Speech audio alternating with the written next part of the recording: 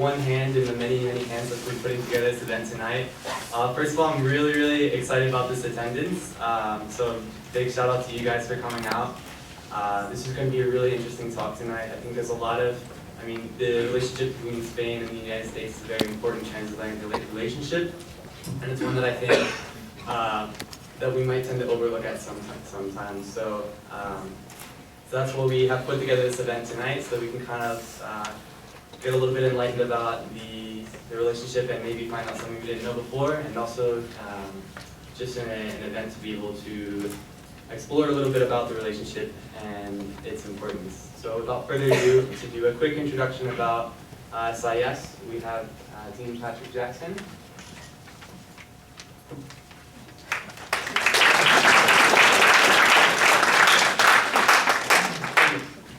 So I'm just going to say a few words of sort of introduction for what it is that we're doing. And this is a great crowd. Good Lord, this is a lot of people.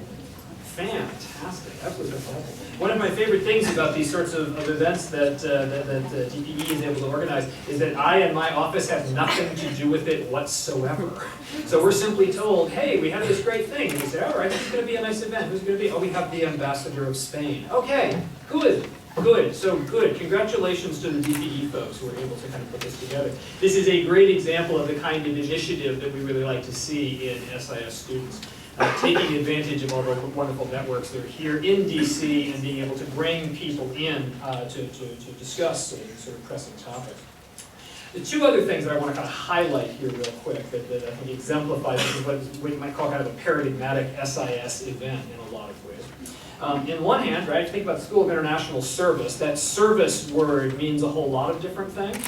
But one particular thing that the word service means when we start talking about international service is, of course, being actually involved in the conduct of relations between various kinds of polities, actually carrying, as it were, the international in your career, in your physical presence.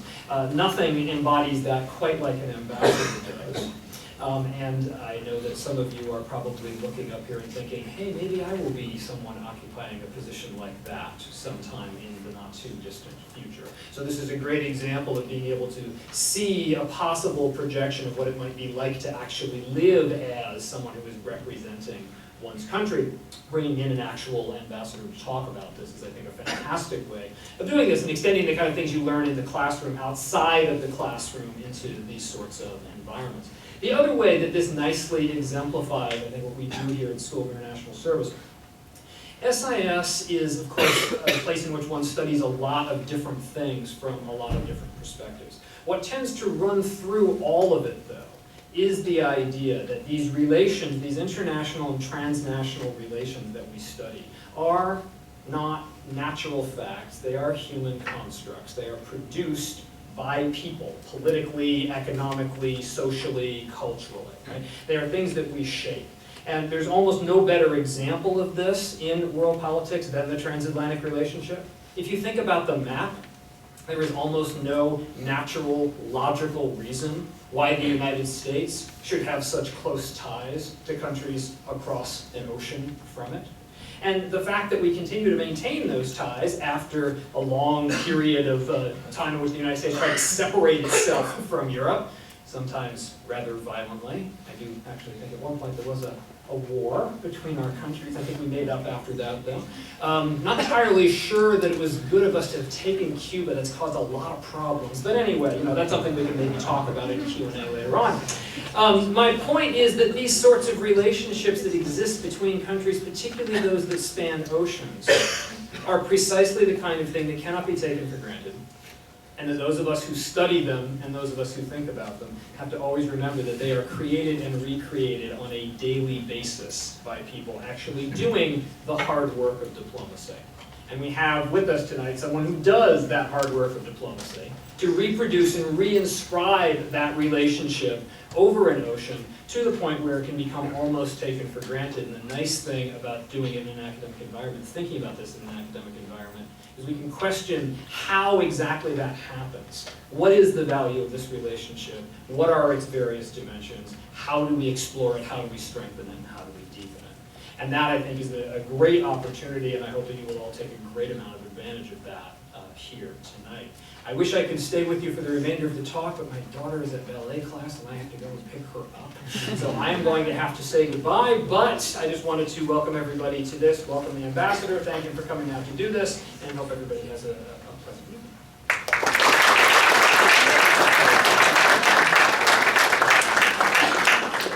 All right, thank you indeed, Jackson. So real quick, wanted to give you the introduction to about the ambassador. He's actually served some really interesting posts in the past. I know that a lot of SIS students are very development oriented. He has actually served as an ambassador before to Sudan, to South Africa, and ambassador at large to Spain for the Spanish equivalent of the State Department, the Ministry of Foreign Affairs and Cooperation. So if you have any development-minded questions, keep that in mind. You can ask them afterwards. And without further ado, I'd like to hand it over to Mr. His Excellency Ramon Gil-Casares. So thank you very much.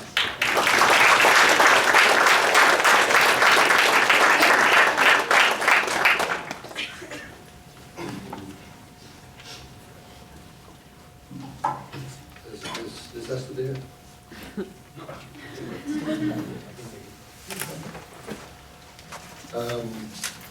Thank you, Dean Jackson. Thank you, Sam. Like many of you know, but Sam worked for a while at the Spanish embassy. He was a bit of a member of our staff. But for me, being at this prestigious university is almost a dream come true. You see, I studied for 2.5 years at a wonderful high school that I'm sure most of you know called St. John's. We lived in Rockaway Parkway, right on the corner from here, and I used to take the bus that went through Nebraska and all the way to Military Road. Imagine a 16-year-old Spaniard of the 60s watching from the window of a bus, seeing your colleagues of 40 years back in the middle of the hippie movement, lying on the grass or staging demonstrations against no matter what. It was the incarnation of an idea of freedom we did not know. And I thought, gee, I hope I can go there when I graduate. And here I am. It is true that I'd rather be there than up here, and of course to be 40 years younger. But that's the small detail that makes this almost a dream come true. But I'm here thanks to Sam to talk to you about Spain and about some of the issues and projects we share with your country. Let me start by going back 2 years. 2 years ago, you will remember, I'm sure, the word Spain was linked to the word crisis. Our figures were showing a GDP decrease of around 2.5% per year, unemployment skyrocketing above 23%, high public deficit of more than 9% of our GDP, and of course, lack of competitiveness and problems in the financial sector. In July 2012, the risk premium of the Spanish bond reached the until then unimaginable figure of 630 basis points. And we had it that we were going to be the next country of the euro area that was going to be bailed out by the European Central Bank. In the United States, the situation was perceived in a very peculiar manner. Spain was seen in risk of default. Our Prime Minister has stated that he was under no circumstances going to ask for the bailout. American economic and political pundits reacted to his words, saying basically, without a bailout, these proud Spaniards are going to go bankrupt. They are going to make the euro go down the drain. That is going to affect many European banks. Unemployment is going to grow, and that is going to have repercussions on our banks, and what is worse, on our unemployment. Mind you, this is 4 months before the presidential elections of 2012, and no incumbent to the White House had been re-elected with an unemployment higher than 8%. So you see, I've been in Washington for only 2 months, and all of a sudden, I have become the ambassador of the country that was going to make President Obama lose the elections, which was not a very comfortable position. 2 years have passed since then, and what is the situation now? I will tell you. No one speaks of the euro being in danger. No one speaks of the need for a bailout program for Spain. After 4 consecutive quarters of growth, albeit slight, we are not only technically out of the recession, but we have become one of the countries of the euro area with the highest growth rate according to the IMF. Competitiveness is back, the risk premium is no longer a problem. During these last 2 years, the government has taken action in different fields, from a Budgetary Stability Act to reforms of the labor market, pension and financial systems, education and energy sector, just to name a few. These measures have been painful, very painful. I am sure you have seen the images on the media and have heard of the 2 general strikes that took place in Spain during these last 2 years. But these measures have helped to curb fiscal deficits, to restructure and recapitalize our banks, and to stop the rise of unemployment. And we have had to accomplish all this in an extremely adverse environment of economic recession and financial instability in the euro area. But again, I'm glad to tell you today that our efforts are paying off. Let me put some flesh to this. On July 2012, the Spanish Treasury was paying more than 7% for its 10-year bonds. Today, the same bond is trading a bit less than 3%.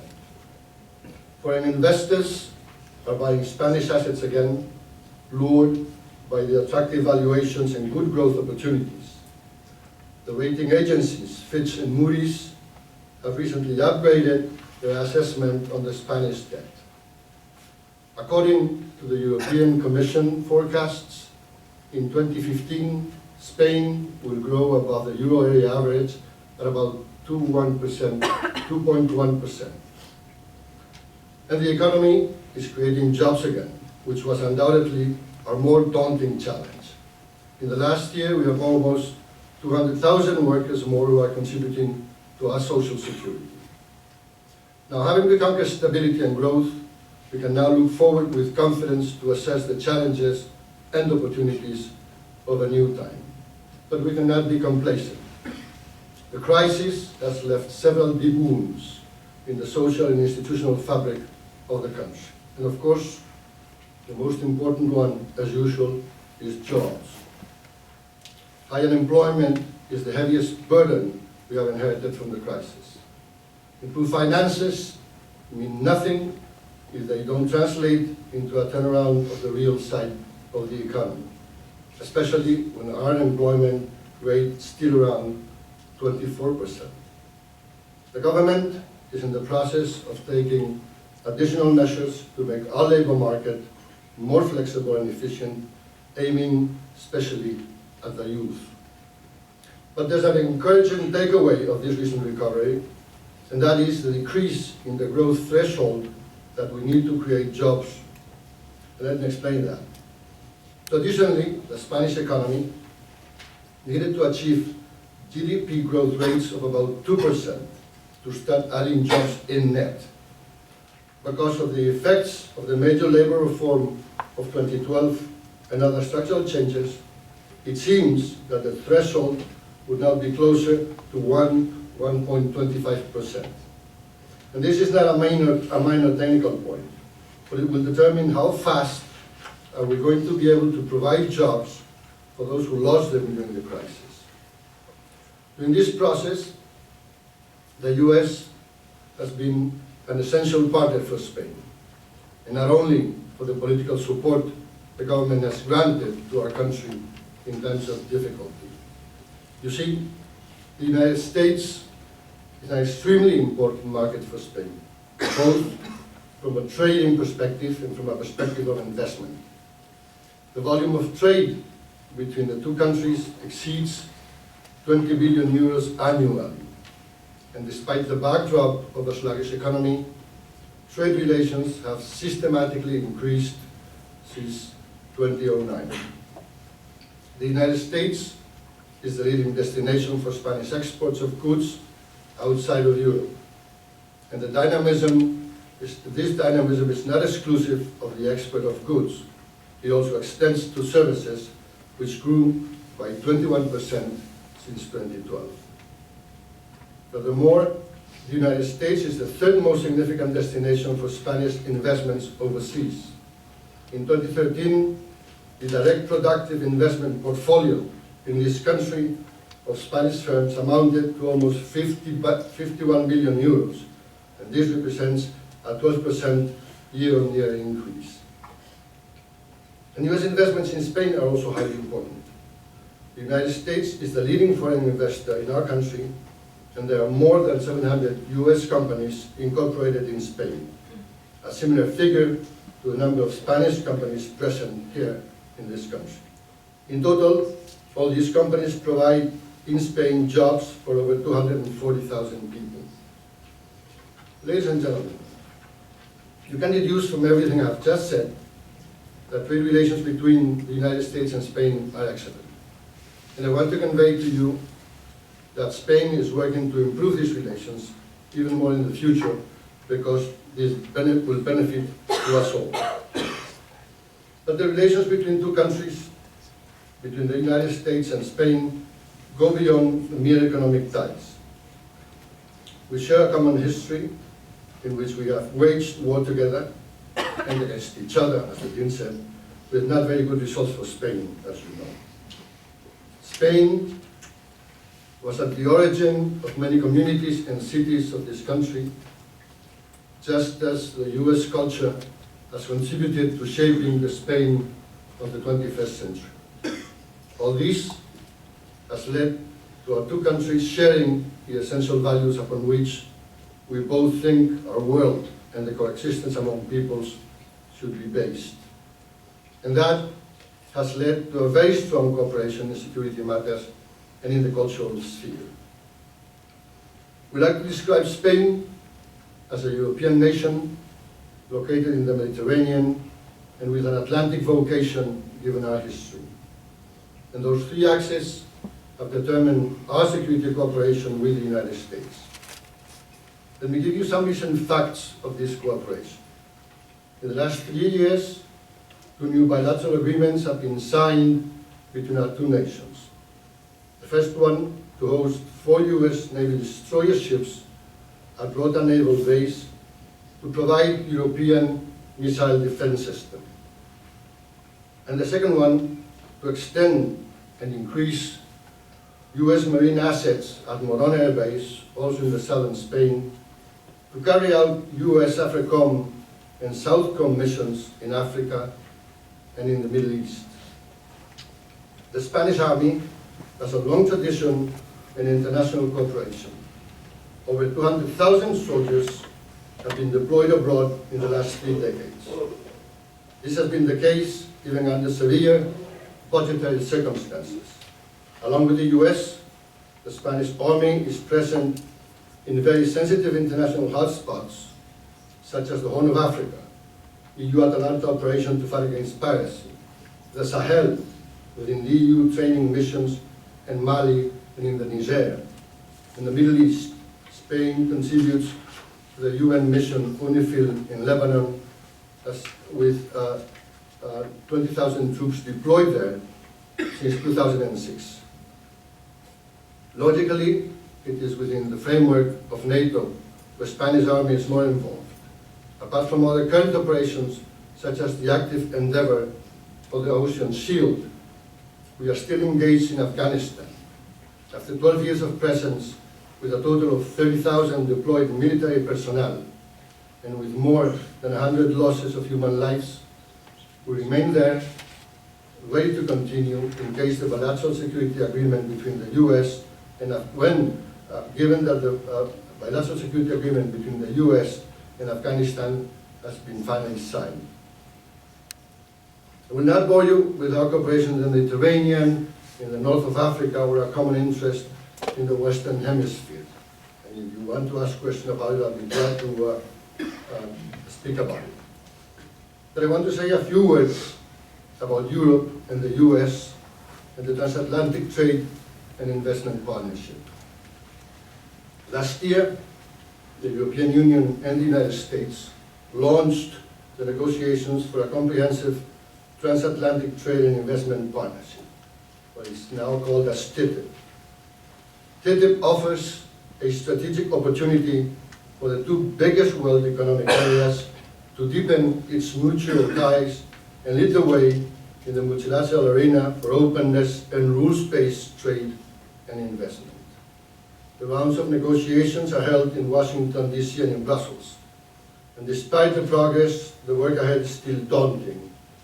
We are aiming for a new kind of economic agreement which encompasses tariffs, non-tariff barriers, but also regulatory cooperation and investment. It will take a lot of political will and creativeness, especially in times of elections, to come up with effective solutions to reconcile our differences and also to convince our political constituencies of the benefits of a successful completion of the ongoing negotiations. But there is something in these that sometimes escape our public opinions. There is no historical precedent for the commitment made by the two largest world economies in reaching such an ambitious investment partnership and regulatory convergence. There are certain essential elements in the relations between the European Union and the United States that sometimes we forget. Trade between the two areas amounts to 500 billion euros per year. The United States is the main trading partner of the European Union. Direct investments by the United States firms in the European Union area amount to more than 1.2 trillion euros, a similar figure to that for EU investments in the United States. The EU and US economies represent 50% of global GDP, 25% of global exports, and 31% of global imports. The two economies receive more than 57% of direct global investments and represent 71% of direct investments in the rest of the world. You will understand that with the weight of both blocks together, it will not be difficult, as it was stated in the communique of the recent round of negotiations, to devise joint approaches to rules that address global trade challenges of common concern. And I finish not to worry too much, ladies and gentlemen. These are some of the issues that keep me busy on a daily basis. I hope I have interested you enough in Spain so as for you to think of a Spanish year abroad in your curriculum. I am sure you will learn much, but I am positive you will have a great time.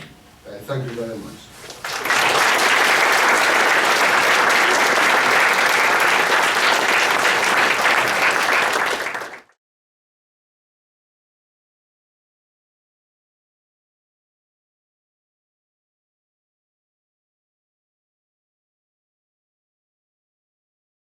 I'm always skeptical to set myself as an example of anything. But let me tell you something. Spain is probably in the avant-garde in the fight against disabilities. We've had a Disability Act that implies that people with disabilities have access to every single job in the government. When we study, and I'm going to give you the personal example, when we present ourselves for the exam to enter the diplomatic school, if there's 30 places, 30 vacancies that have to be filled, there always come 29 places and one for disabilities. So you have to finish among the first 29 to come in, and if there's a disabled person, even if he finishes the 35th or the 181st, he goes in. So as to make it. There's an organization in Spain called the ONCE, like the 11, but it's the ONCE, which stands for, and I'm sorry to say it in Spanish, Organización Nacional de Ciegos de España, the National Organization of Blinds of Spain, that has been in existence since the end of a civil war in 1939. This organization has become very powerful at the beginning through helps from the government, but at the end they developed their own businesses hiring disabled people and reaching a level of economic presence in Spain that I think it has no parallel in the world.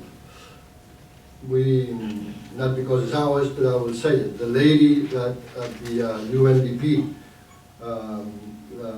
it's not the UNDP, it's the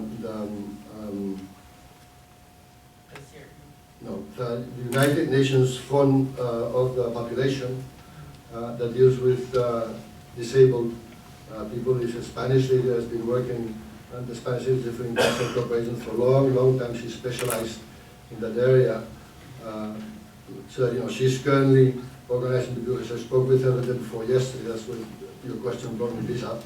And she's organizing a meeting in Spain of disabled people, and she didn't know she was going to do it because she had foreseen translation of the deaf language in English and Spanish, and all of a sudden the representative of the deaf people came from Congo. So as to say that is something organized by the Spanish Institute of International Cooperation, that much importance we give to that issue.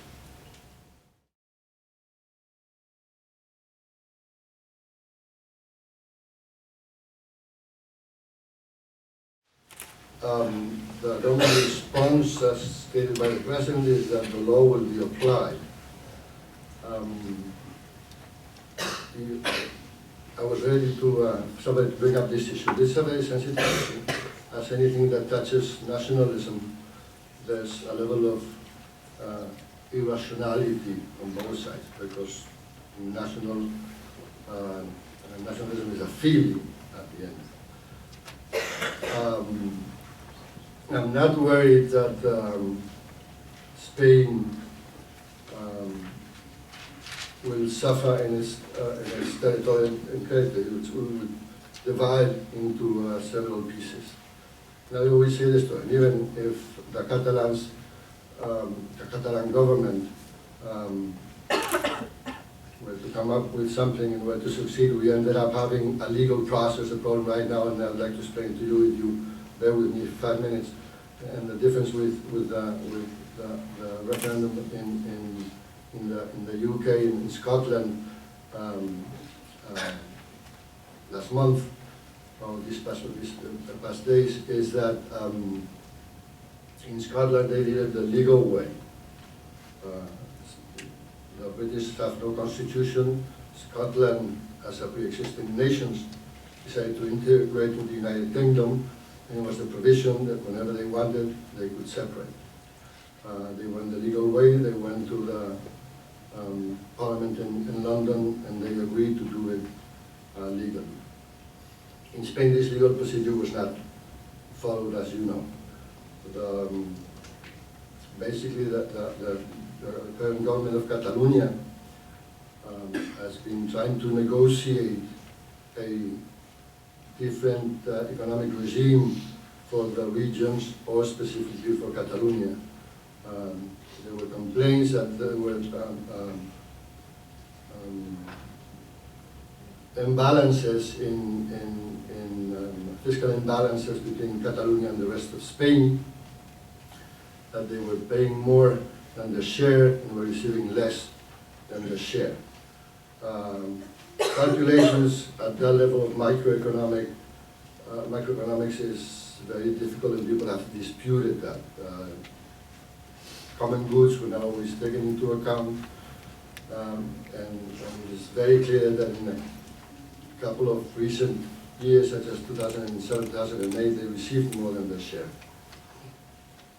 Now, since that was not successful, and because the Constitutional Court said not to approve a reform in the regional constitution, they went, and you know, if you have Spaniard, they decided to come with this idea of separation, and they went through a whole series of, is it a bug? Don't worry about the bug. I've been in Africa for 10 years, so I know.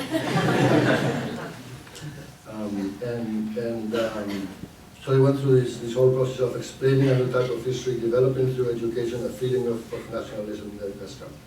and saying that Spain didn't exist, that Catalonia existed as a kingdom, which is in no history book.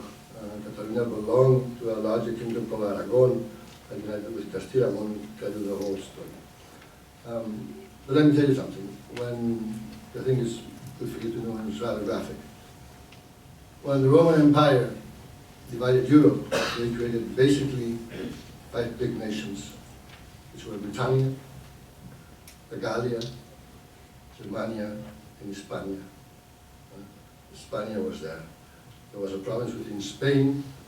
It was in the north, the capital of which was Tarragona, as you know. And that's the nation that existed. We've gone a long way. There were invasions by the Muslims. We were divided into 5 kingdoms, and Spain was back. So this is something that exists regardless of the national feelings and sentiments. I am worried, as you are, of the current situation in Spain. I'm not worried in the long term of the existence of our country in the future centuries.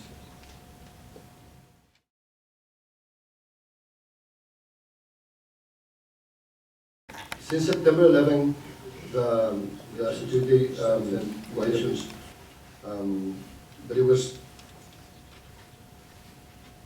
okay. It was partly due to the cooperation we're having with the U.S. Our security cooperation with the U.S., as far as anti-terrorism is concerned, has been long because we've been suffering from terrorism for a long, long time.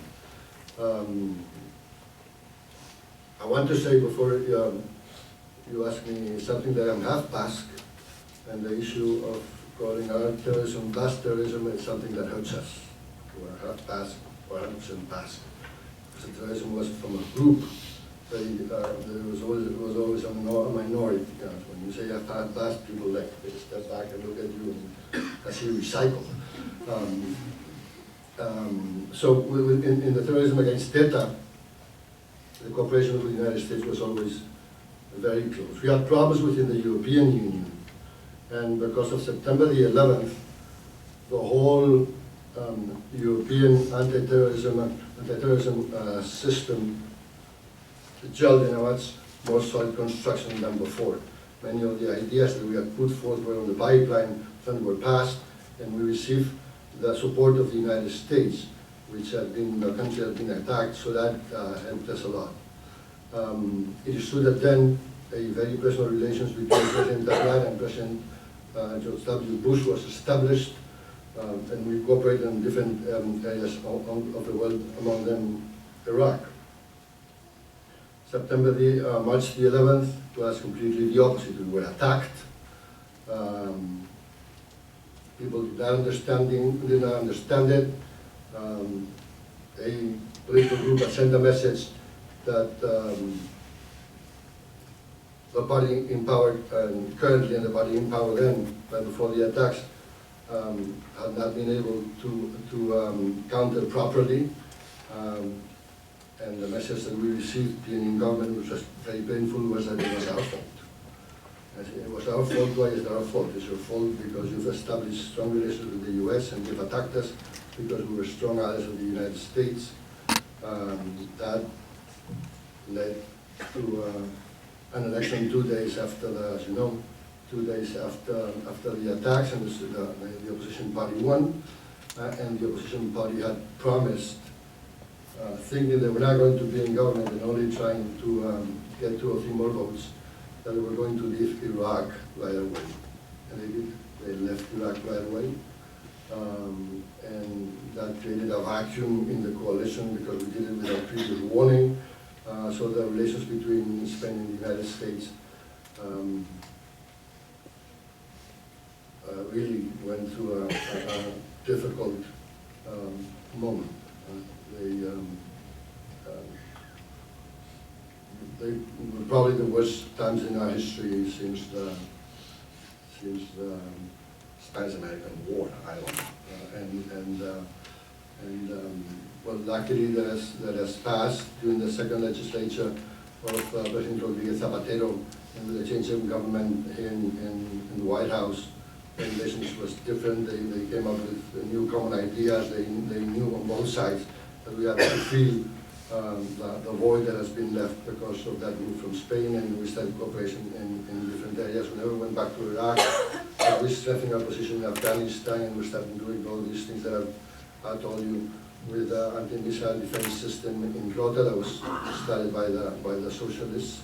So now they're better. But yes, they improved after 9/11, and they got worse between March 11.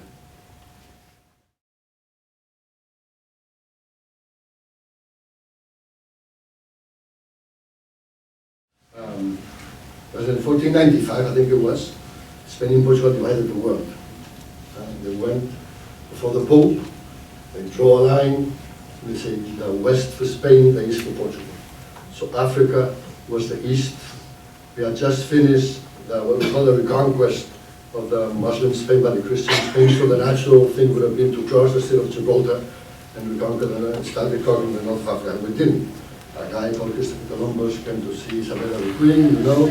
She paid for a couple of ships, and they ended up landing in Haiti, and the rest, here you are. So, and then we disappeared from Africa. We absolutely disappeared from Africa.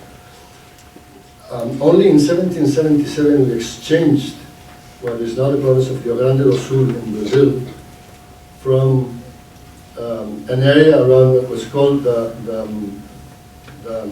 Cameroon River, where now it's Cameroon, Equatorial Guinea, southern part of Nigeria. That ended up after different discrepancies with other nations in a small piece of the continent in an island that is now called Equatorial Guinea, one of the richest nations in the world, as you probably know.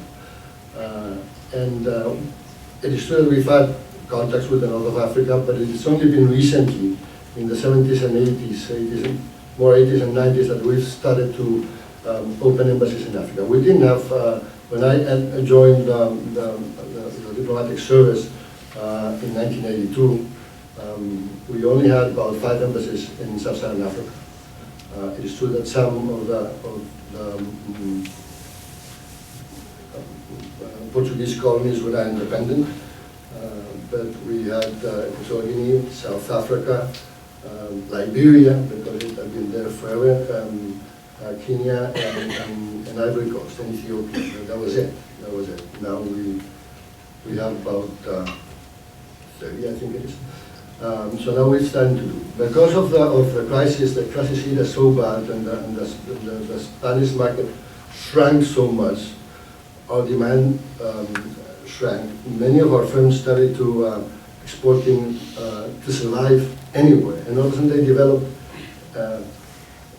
technical capacities to go to sub-Saharan Africa. And it is true what you said, that now we are investing in Africa much more. We are trading with them much more through the Canary Islands, which is the region, southernmost region of Spain, in front of the Western Sahara, Morocco. We've developed ties with many of the nations in the West. And we have with ECOWAS, which is the Economic Association of West Africa states, agreements, both economic and political, and we're doing more things. As far as immigration is concerned,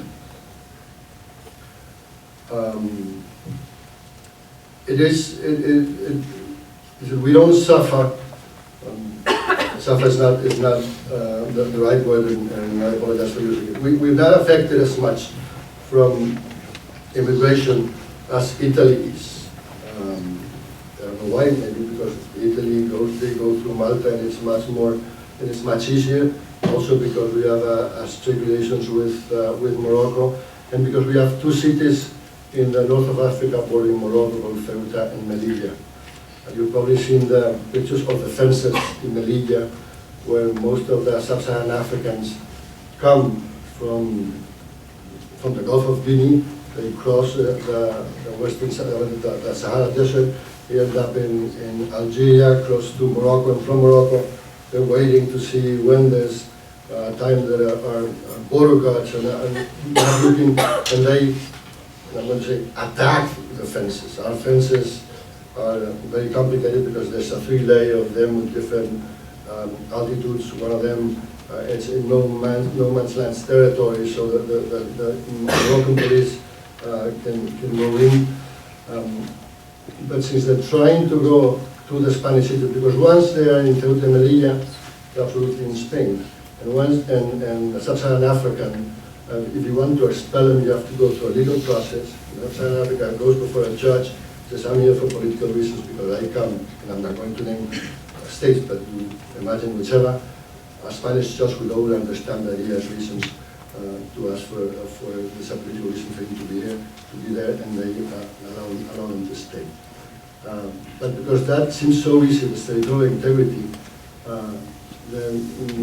none or few try to swim or to sail across the Strait of Gibraltar. Nobody here is going to tell the secret, but between Spain, when you go to the southern part of Spain, you see Africa. There's 14 miles between the southernmost point of Spain and the northernmost point of Morocco.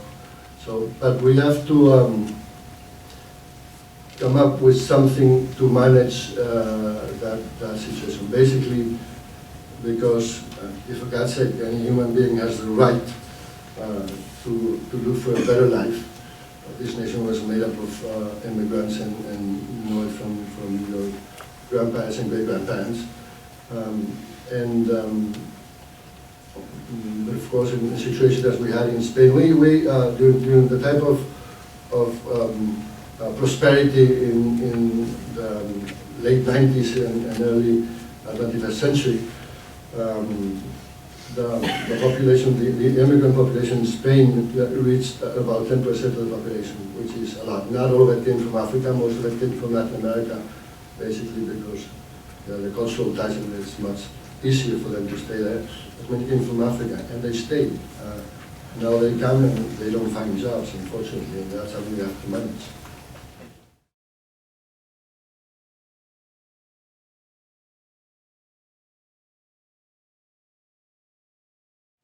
The problem is that according to our laws, which are rather generous in populations that have had links with Spain. In a Latin American that goes to Spain, after 2 years, you can apply, of residence in Spain, you can apply for the nationality, and it's given to him without having to renounce to the previous one. Anybody from Latin American, Equatorial Guinea as a former colony, and the Philippines as a former colony. Now, so the issue of the Sephardic Jews was they left and somebody complained, and they decided to do that. But there was the prerequisite of the residents. They asked, listen, we left because we were forced to leave. So they said, okay, we take away the prerequisite of residence. But then, if you were a Sephardic Jew from Argentina, you had no problem. But if you were a Sephardic Jew from the United States or from Turkey, you had a problem because they made you renounce. So recently, a law has been passed, or about to be passed. I don't know the legal, but it has passed the acceptance of the government, and it's going through Congress, whereby you don't have to renounce to your citizenship. So you can do it. The problem is, who is a Sephardic Jew? I mean, anybody come from Turkey, just to name a country where many went, or from Morocco, and saying, I'm a Sephardic Jew because my name is, I don't know, Ben Bella. Ben Bella should be Arabic now. Ben Elbas. And so we can prove that. And that's what we're discussing right now. At one point we thought it would be best if the Spanish Jewish community would decide who is truly a Jew of Sephardic descent from 1492 and who isn't. But it was not very clear that was the best idea because the Jews in Spain have inherited all the vices of the Spanish race. I mean, you go to speak with a Sephardic Jew from Madrid and then despise the one from Barcelona, and the other way is true. I know because I tried to organize something in Spain with the Jewish community, and it was a nightmare. There are going to be fights one among the other. That has not been done. So we're studying. Is it up to the consuls? Do we establish criteria? This is what is being studied right now. That's how it is. It is. Are you also going to this? Yes. Good. Go for it. Yes. The relation between Spain and Russia traditionally have been good. I don't know, peoples and countries have this legend. All of a sudden, we've decided that we're both very idealistic, very romantic, and they read a lot. Cervantes and Don Quixote, and we read a lot Dostoevsky and Tolstoy.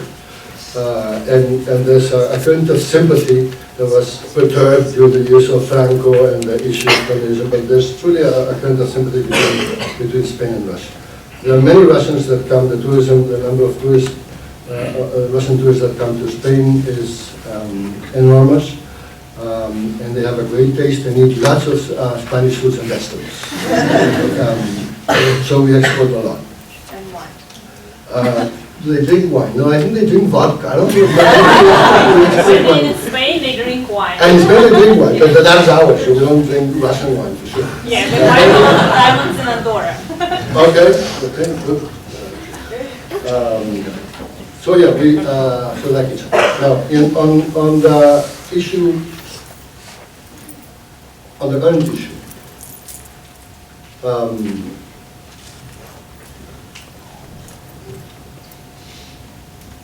Russia has broken, although it was established by the international community.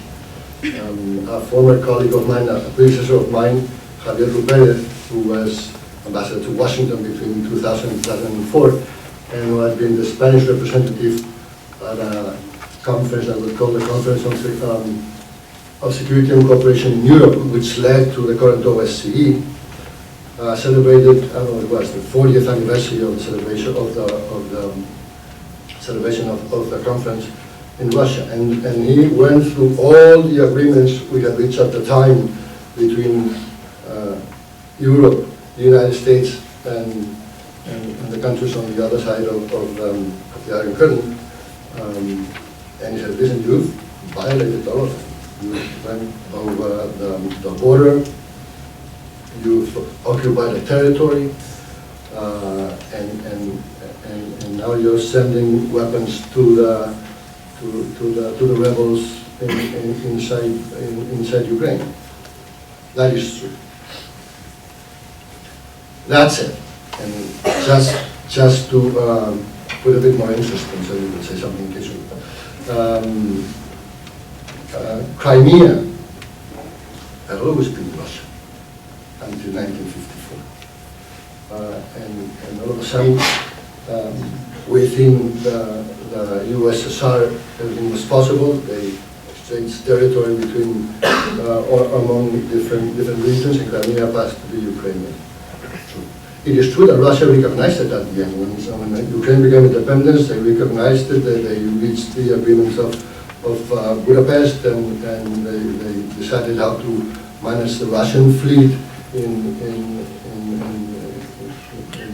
the cities in Ukraine, the ports in Ukraine. So there's a violation.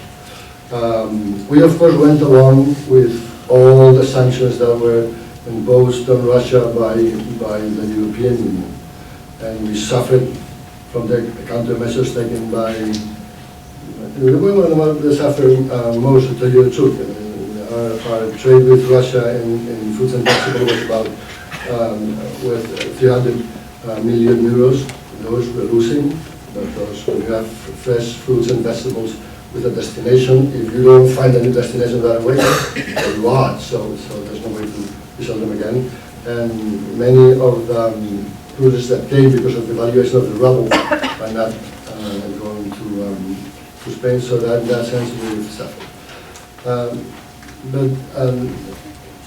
Okay.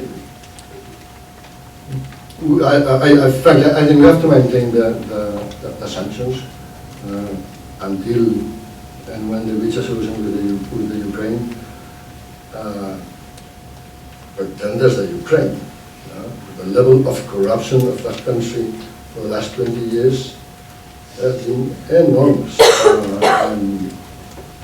And all of a sudden, not only are we establishing sanctions on Russia, but we're also funding the state of the Ukraine so it can survive if they sever the cuts with Russia. And frankly, I don't think the taxpayer from the EU or the US can put up for much longer sending millions of dollars to the Ukraine with a system that is basically corrupt, except maybe the president, but he does not control the parliament, as you know, and that's something we're also giving a thought to.